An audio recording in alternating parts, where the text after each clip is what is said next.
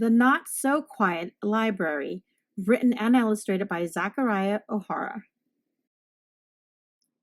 Every Saturday, Oscar and Theodore got up bright and early, not to watch cartoons or play outside with their friends.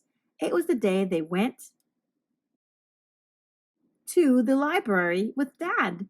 Dad always said that a day of quiet exploration required a proper breakfast.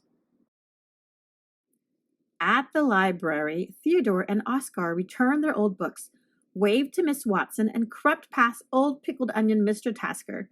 They headed down to the children's department, while Dad headed up to the nap department. Oscar and Theodore were just settling into another quiet library day when boom, crash, growl. Boom, crash, growl. Shh! Knock it off, Theodore. It's not me. It appeared there was a monster in the library. There's a monster in the library. Told you it wasn't me. They couldn't outrun the monster, so they tried hiding and bluffing. You better not mess with us, monster. My brother knows kung fu. Yeah, right. They even tried trapping the monster, but that just made him angrier. Growl! The only option left was diplomacy. Excuse me, Mr. Monster, is something wrong? Yeah, there's something wrong. We hate books. The many-headed monster had tried everything to make books taste good. Seymour topped his with whipped cream. This book tastes terrible. Chuck tried mustard. Yuck. Winston swallowed his whole book.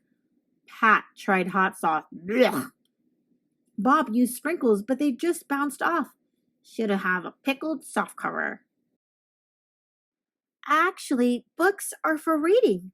What? You mean this whole restaurant is filled with things we can't eat? Well, we'll just have to eat you guys instead. Grab the sprinkles, Winston. Finally! Wait! That's when Theodore remembered something. Donuts! Perfect! You guys will taste great with donuts on top! Yum, yum. Thankfully, Miss Watson stepped in. Story time, everyone. Please sit crisscross applesauce. Applesauce? I like applesauce. Story time? Sounds tasty. Luckily, monsters like story time as much as they like donuts.